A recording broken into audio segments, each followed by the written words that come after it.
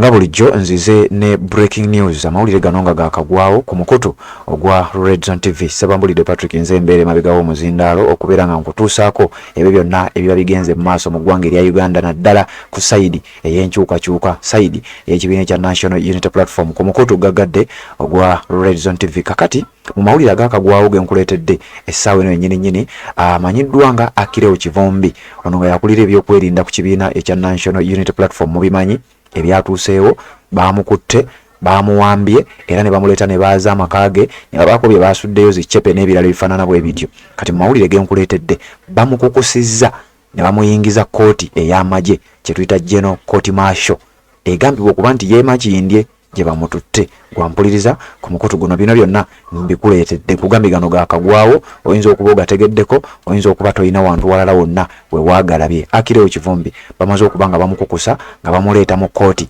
ey'amagye babeere nga bamuwozesa, era tugezezzaako okulaba nga tukola ekisoboka tufune ebimu ku bifaananyi tujje tubikuleetere gwe munnange ampuliriza. Gano nago ogenda kuba nga ogamanya. Kyenkusaba kiri kimu, asooka otuwa ekigalo bw'olayikinga information oba ogiyambako okubeera nga etambula. Buli muntu yenna yasinzira okuba nga gyatulabira n'abeera nga ate afuna amawulire. Mu nsonga endala gye nkuleetedde, si birungi eri omubaka amanyiddwa nga Honorable Solomon Sirwanyi. Ono nga ye mubaka akiikirira abantu b'e Bukooli County mu Paalamenti eno ey'e11. Ono y'omu ku bakomishona abana abeegabira ssente y'omuwi w'omusolo nga kuliko Mathias Mpuuga eyeewa $5,000,000, ye mwennyini Solomon Sirwanyi eyeegabira $4,000,000, kuliko bali abakyala babiri Kampulira Prose eyeegabira $4,000,000 ne Esther Afoyochani nga naye yoyo yeegabira $4,000,000. Kakati abantu nga balindiridde ekigenda okuva mu Paalamenti olunaku olwaleero, gwampuliriza jjukira olunaku olwaleero Theodore Ssekikubo yatutegeeza nti emikono gyaggwaayo era nabikusomera awo. Olunaku olwaleero lwe lunaku olumulindwa ensonga lwegenda okuba nga eyanjulwa ku tebo ya Paalamenti babeere nga bagikubaganyaako ebirowoozo. Nga sinakuwa nsonga za Akireo Solomon Sirwanyi ebibye si birungi, waliwo ebimutuuseeko abantu bennyini baakiikirira mu constituency mwennyini gyakiikirira ya Bukooli, abantu bamugobye.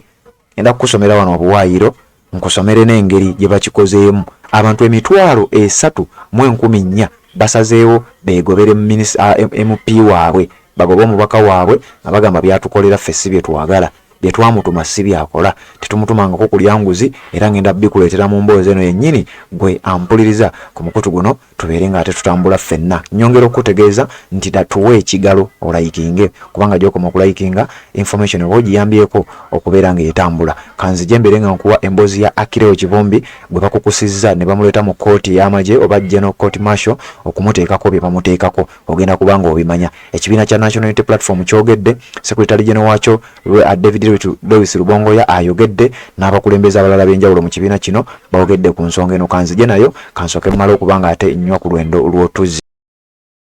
Nsonga z'obufumbo, olina omwami naye ng'akutawaanya, olina omukyala ng'akutawaanya, bajja ne bakwagalako ne bagenda. Gwe alina ebizibu mu byenfuna nga ssente zikuyita mu ngalo, w'oteeka ssente zifa bufi, b'owola tebazza. Gwe aloota ng'ogwa mu nnyanja, gwe alumizibwa omutwe nga guganja okuwona, naawe aloota ng'ebintu bikozesa ensonga z'obufumbo. Nina ekifo ku mugga awali amayinja wennyambululirako ebisiraani, ekikwa, ekifiiriza, omudibo, obutaganja, obutaweebwa. Nzijanjaba abantu ab'enzikiriza zonna, nsiŋŋaanibwa njeru ku lw'ejjinja. Gwanjagala kuba ku nnamba yange eyo, naawe wale nnyo yita ku WhatsApp. Yes, Red Zone TV kwoli webale kubanga okyaliko kyagoberera yonna gy'osinzira okubanga gy'otulabira. Nga bwe nkugambye nti mu mboozi eno nkuleetedde ensonga ez'enjawulo ezaakagwawo kye bayita breaking news. Kati gwampuliriza ku mukutu guno njagala okutegeeza nti olunaku olwaleero Akireo Kivombi ng'ono yakulira ebyokwerinda mu kibiina ekya National Unity Platform bamukukusizza ne bamuleeta ku kkooti y'amagye Makindye. Era mu kkooti okumuleeta nga bwe bazze bakikola ku bantu abalala naddala ababa bawambiddwa okuva mu kibiina ekya National Unity Platform. Abamu baba foot soldier, abamu baba bakulembeze, abalala babeera ku mitendera egy'enjawulo. Kati olunaku olwaleero ng'era bulijjo Akireo Kivombi bamukukusizza mu nkukutu kulaba nga teri n'omu amanya, nga tewali looya we n'omu nga tewali munnakibiina kya NUP n'omu, nga tewali mbeera yonna eyinza kubanga emutaasa Akileo Kivumbi abasajja bamuleese mu kkooti y'amagye okumusibako bye bamusibako nga wawulidde mu katambi mukyala we nga nnyonnyola ebyo bye basanze ewakaawe. Kati gwampuliriza ku mukutu guno ogwa Red Zone TV nnyongera okugamba nti sooka olayikinge, ekyo saagala okyerabire kubanga nkugambye gy'okoma okulayikinga information oba ogiyambyeko okubanga etambula buli muntu yenna abeere nga amanya kubanga information is power. Oyinza okuba gwogafunye omulala nga tannaba kubanga agafuna. Kati wano ku Red Zone TV y'ensonga lwaki tugaleeta. Wuliriza,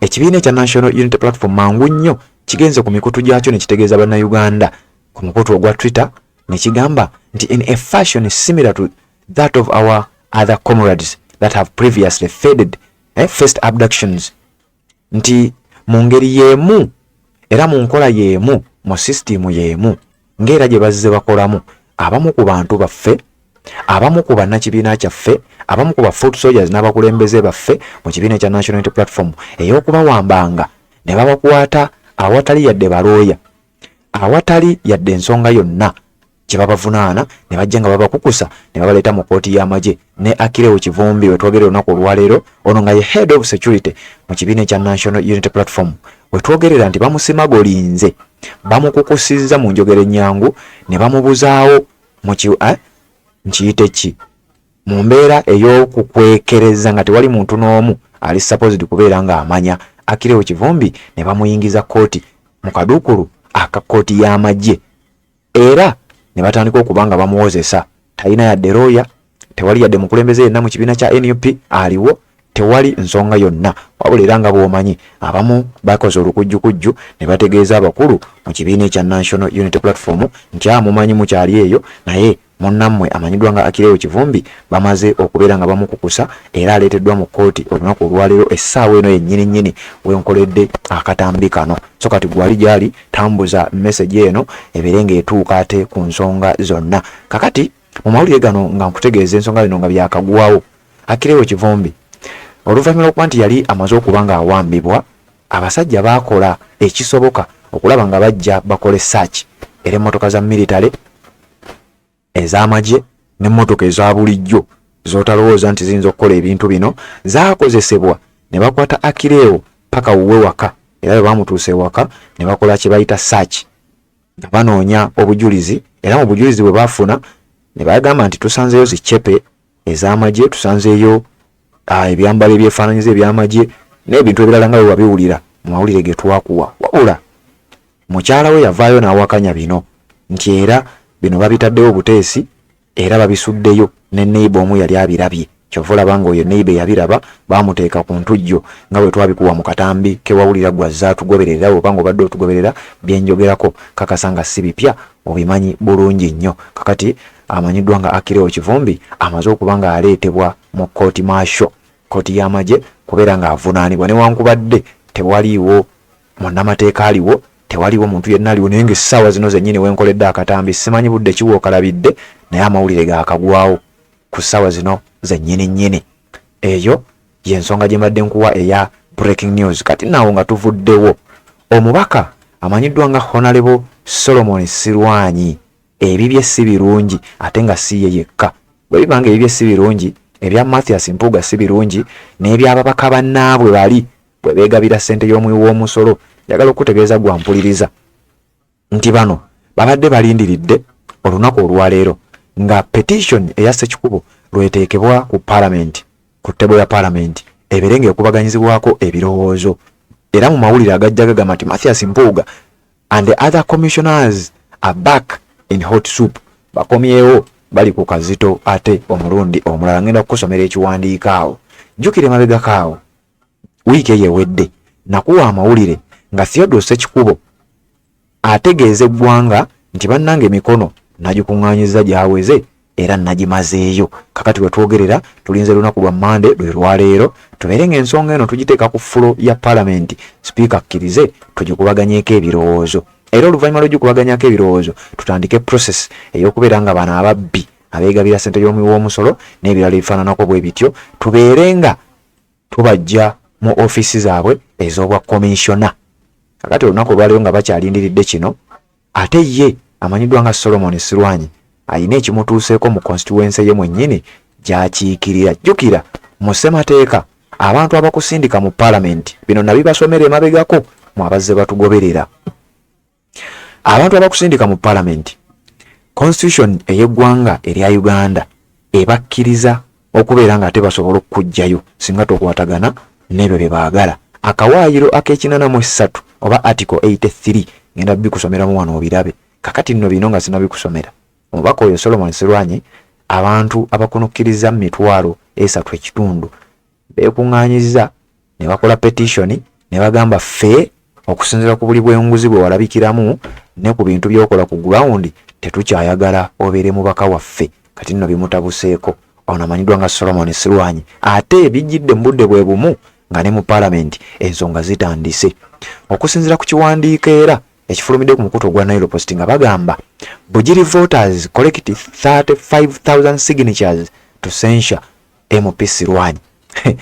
Nti abantu okuva mu district ey'e Bugiri mu constituency gye bayita Bukooli Central abalonzi 3.5 bamaze okuteeka signature zaabwe ku petition egamba nti ffe omubaka waffe tetukyamwinamu bwesige era twagala aveewo abeere nga takyatukiikirira. Gwe twogerako si mulala bamuyita Honorable Solomon Sirwanyi, ono nga yakiikirira abantu bana b'e Bukooli era y'omu ku babaka abana benkugambye abeegabira ssente ey'omiwa omusolo nga bw'ozza obiwulira nga bwe tuzze tubikuwa ku mukutu guno gwa Region TV n'emikutu gyaffe emirala. Njangera okukusaba nti layikinga, y'okoma okulayikinga gwe atannalayikinga oba oyambako information okubanga etambula.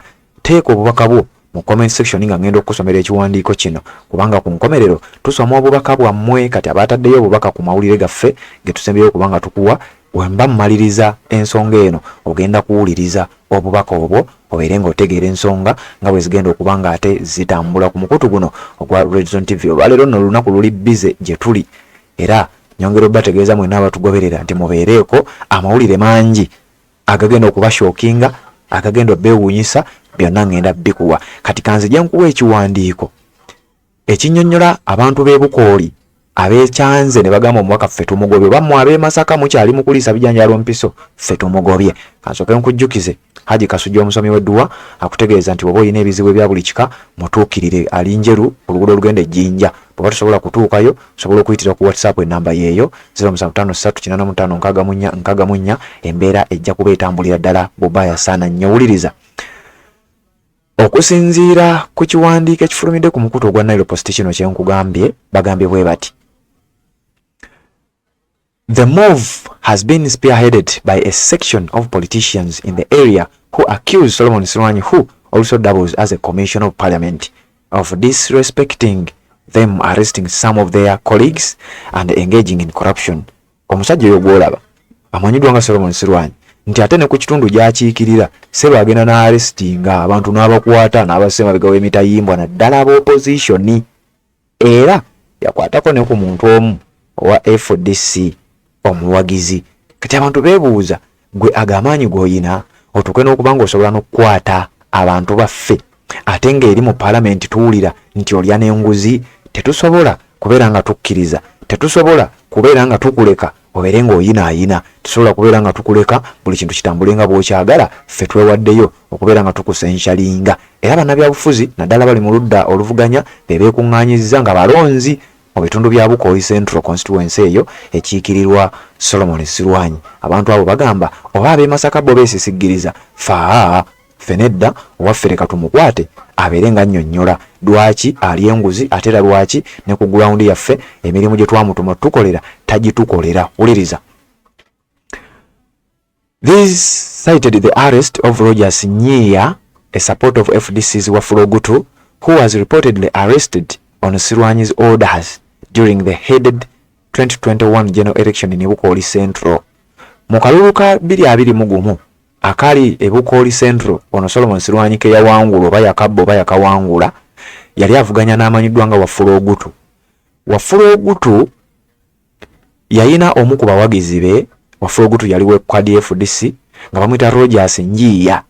Ono Rogers Njiya baamukwata nga waliwo ebigambibwa nti ku biragiro bya Solomon Sirwanyi nga ye yalagira omuwagizi wa FDC ono aberenga akwatibwa. Njiya was allegedly arrested when he recorded a video of Sirwanyi while dishing out money to voters before he was manhandled by supporters and his phone was confiscated.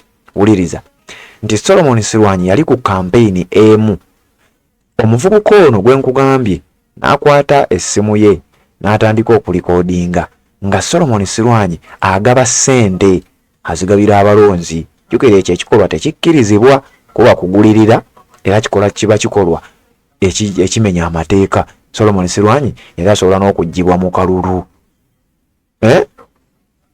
Uliriza omuvubuka ono gwe nkugambye amanyiddwa nga Rogers Njiya yakwata essimu ye n'atandika balikodinga. Solomon Sirwanyi olwala nti bamulikodinze baamukubira waawo ne bakwata n'essimu ye ne babeera nga bagiyuzaayuza ne bagicyankalanya ne bamuteeka mu mbeera nga oyinza okuba nga okitegere. Ne wayita ebbanga ttono Solomon Sirwanyi n'aduumira n'alagira poliisi y'omu bitundu ebyo oyo akwatibwe andikodinga atya. Uliriza led by the former NUP flag bearer for LC5 Bugiri district Mr. Abubakar Lyavara, the group organized a fundraising function at Nankoma sub-county headquarters and raised close to 47 million shillings as compensation to Sirwanyi after court ruling on his favor after Njiya accusing him of voter bribery. Anene bintu biwanvu.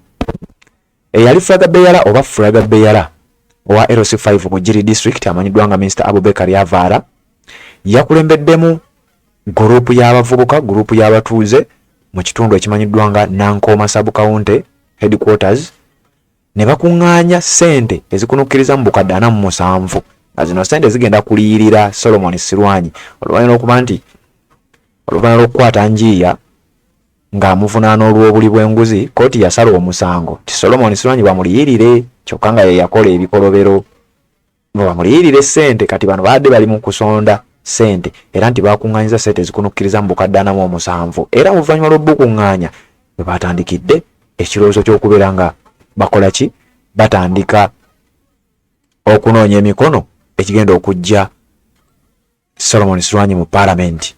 The function, which was attended by the LC5 chairperson Bugiri district Mr. Davidson Mulumba Kasajja, and the chief guest was Minister Justice Kasule Lumumba, who was represented by former MP Bukoli Central Bernard Mulengani, who presented 3 million shillings from Mrs. Lumumba.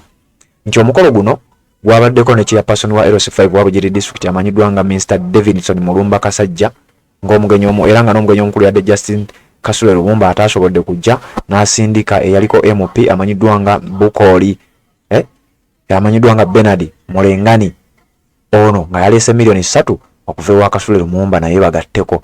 The Bugiri woman MP Taka Agnes Wejuli was represented with a cash contribution of 2 million. Woman MP wa Bugiri district naye yaweerezaayo obukadde 2. Lyavara said they are serious about censuring Sirwanyi. Lyavara ono flag bearer wa NUP n'ategeeza nti tuli serious okukwata emikono gyaffe tuteeke ku petition tusayininge tubeere nga tugoba ababaka bano abali b'enguzi naddala owaffe gwe twasindika amanyiddwa nga Solomon Sirwanyi. Mu bwangu nnyo ffe twagala kubeera nga tumugoba. Oba ab'e Masaka bo tebaagala kumanya owaabwe baamuleka akole byayagala ffe tugenda mmugoba. Oba ab'e Rubanda baleka Prosa Kampulira agende ne milioni zaabwe 4 ffe waffe tumugoba.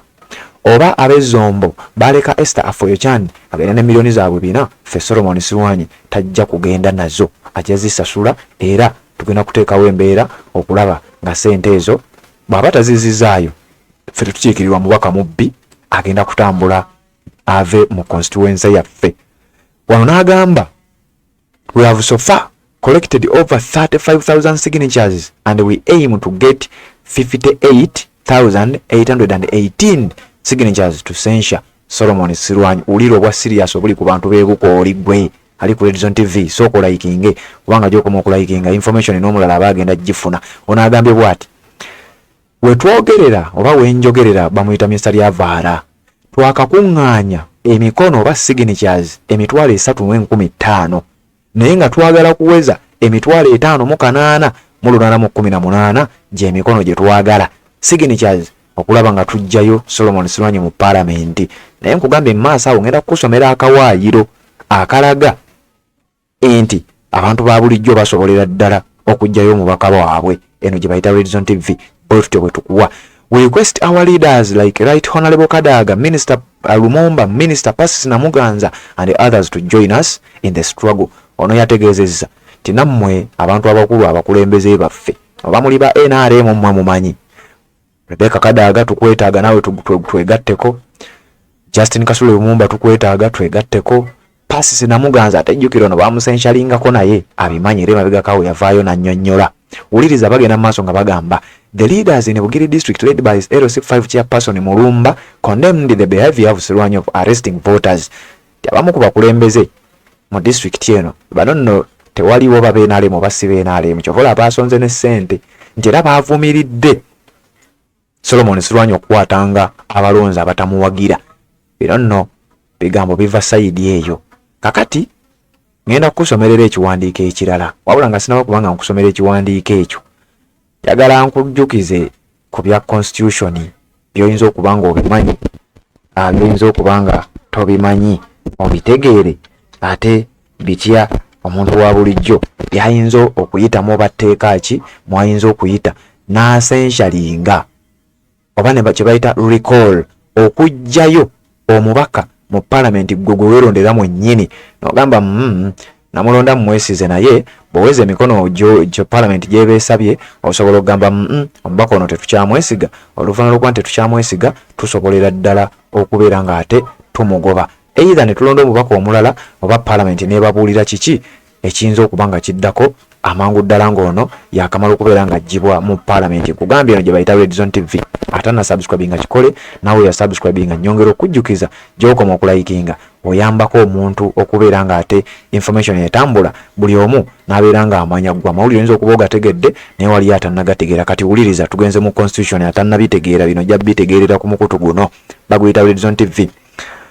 Mu ggwanga erya Uganda constitution y'eggwanga eryo newankubadde bagikwatakwata mudda eya 1995 as amended article ey'ekinaana egamba oba ekkiriza omuntu wa bulijjo okuŋŋaanya emikono 2/3 oba bakiyita batya 2/3 eby'abalonzi registered voters abali mu eyo constituency singa mugiweza musobola okumugoba n'aba nga takyali mubaka wammwe nga takyabakiikirira. Wulira article bwegamba article 83 of the Constitution of the Republic of Uganda states that a member of parliament may be recalled from parliament if a petition for recall is presented to the speaker signed by at least 2/3 of the registered voters in the constituency accusing the member of ebintu bino wammanga. Nti omubaka wa parliament asobola okugibwa mu parliament, asobola okuyitibwayo oba okugibwayo oba okusenshalingibwa oba to be recalled singa petition bagiyita batya mu Luganda. Genda mu comment oginteeremu awo mulundi omulala mbe nga ngimanyi petition mu Luganda nkiyite ki sijja kiyita kiwandiiko. Singa petition tudde ku nsonga, singa petition esayiningibwako abantu abakola 2/3 ku balonzi mu eyo constituency ne mugikwata ne mugipresenting ewa speaker nga omubaka wamwe mumuvunaana ebimu ku bino 2 wammanga physical or mental incapacity ng'omutwe gwe singa gulabika nti tegukyakola bulungi.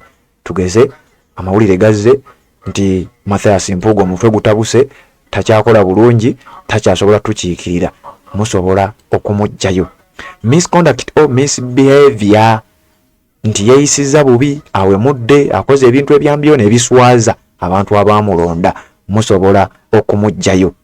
Failure to represent the constituency singa alemererwa okukiikirira constituency ye, singa alemererwa okubakiikirira nga bwe mwandyagadde abeere nga abakiikirira, ebyo nabyo musobola bimuvunaana era n'abeera nga abaviira. Wuliriza, the speaker ano tuli mu section ey'okubiri.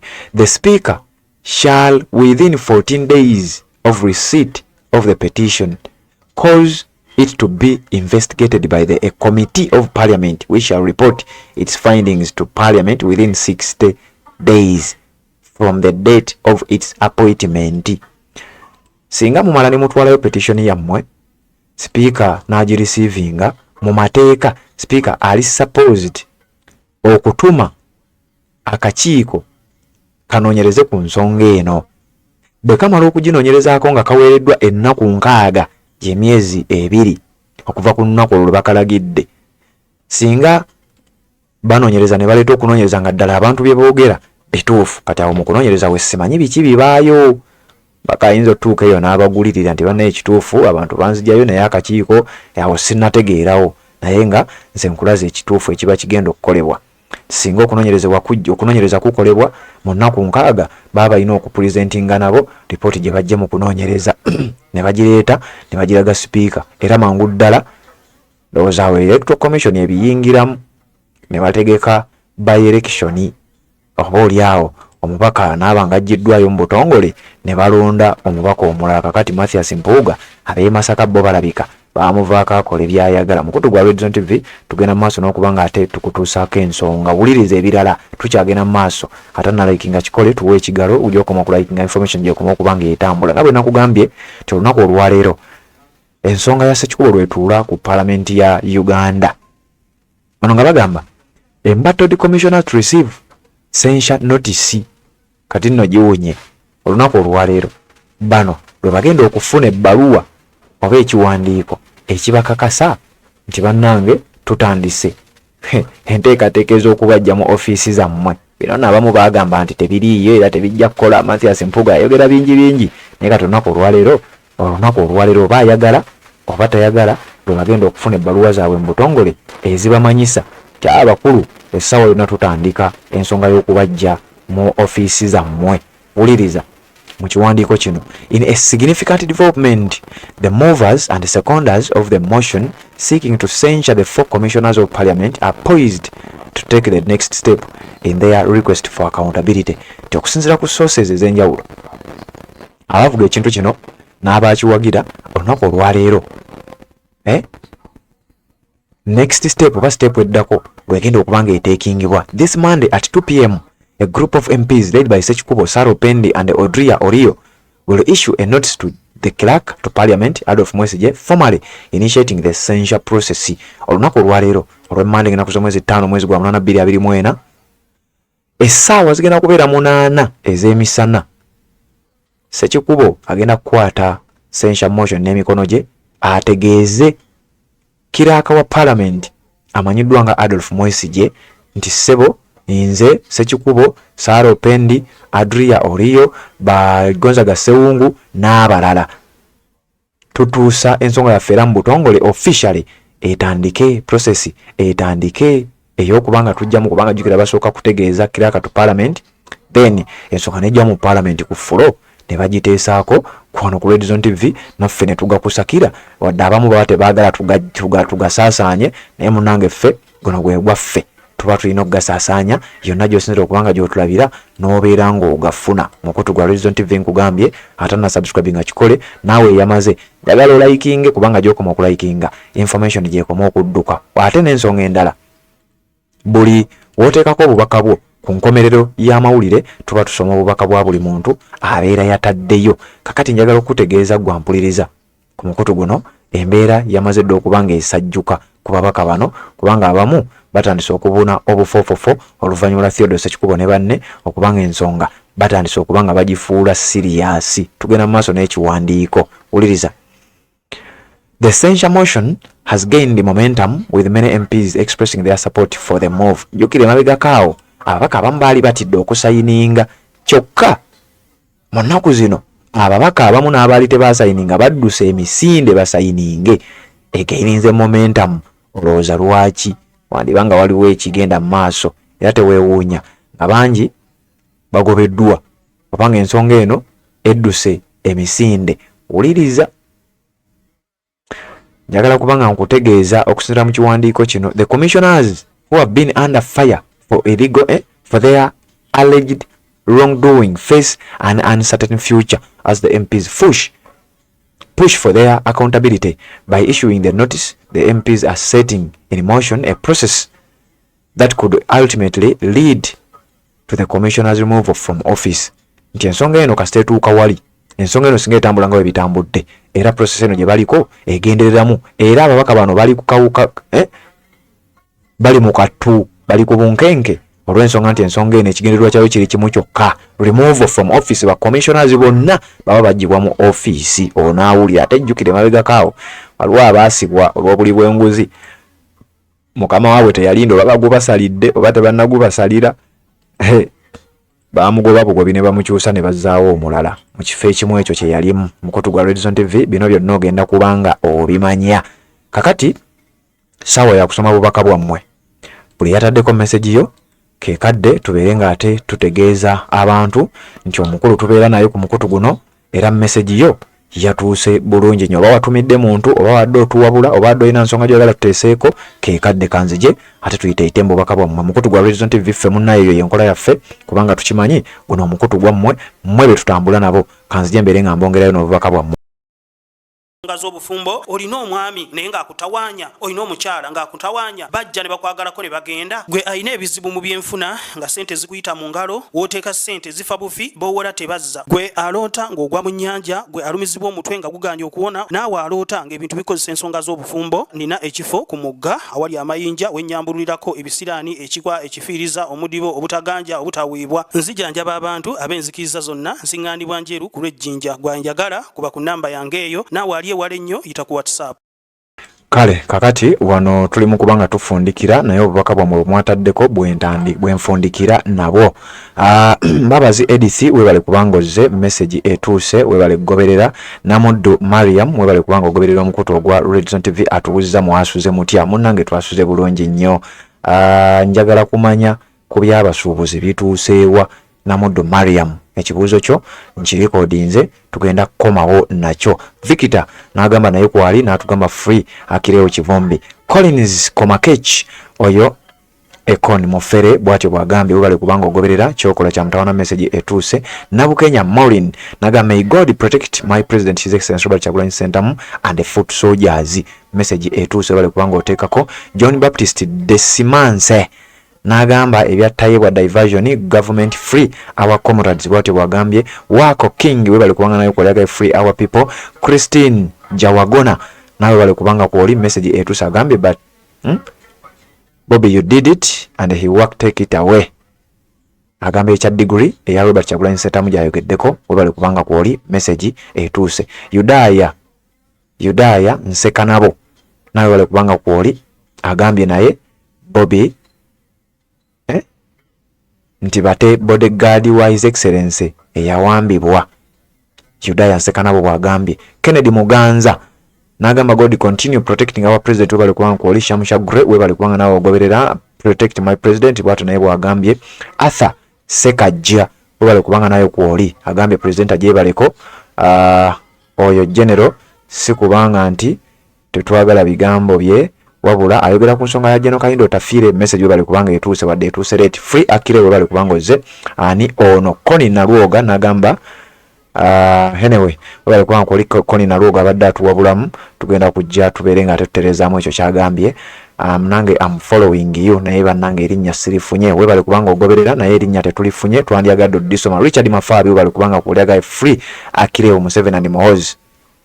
Richard Mafabi bwagambye webale kubanga ogoberera ani ono Jumeira ali side ze Dubai agoberera omukutu gwa Red Zone TV webale kubanga ogoberera. Richard Mafabi webale kubanga okyaliko message etuuse. Ani ono omulala Namutebi Hanifa webale nayo kubanga ogoberera gani naye mwe babaavu muve ku bavubuka okubonerera bonera future yaabwe babonebonere future yaabwe. Melaline Unlock webale kubanga nayo kwoli agambye kibwetereka wenkene amuwadde amanya. Message etuuse webale kubanga kwoli ani ono omulala bannaye abamulwa kitemunteerako manya. Haruna Ali webale kubanga ogoberera yonna gy'osinza okubanga gy'oli kulamusizaako muganda wange wadde wambulako. Ano bamuyise Mugisha Vincent ali Kuwait yasinzira okubanga agoberera. Bannaye ntumira ku baana b'e Kuwait, abaana b'e Saudi Arabia, abaana ba Abu Dhabi n'amawanga gonna abali e Qatar, abali Turkey, abali mawanga amalala gonna n'abali mu mawanga ga Bulaaya, Europe n'abalala mwenna abatugoberera ku mukutu gwa Red Zone TV. Kyemukola kya mutawaana nnyo mwebale kubanga mugoberera. Nakyanzi webale kubanga nawe ozze message etuuse mu mukutu gwa Red Zone TV mwebale kubeerangako tuwuliziganye mu updates ezigenda okubanga ziddako.